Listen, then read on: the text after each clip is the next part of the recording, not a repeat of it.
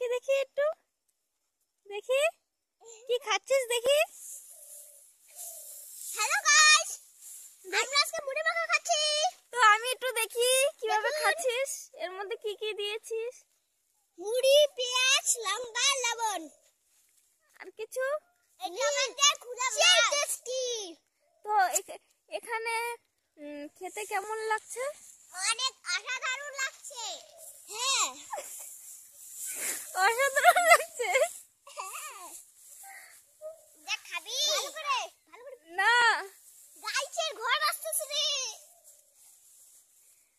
এই তোদের কিন্তু গা হাত পা চুলকবে।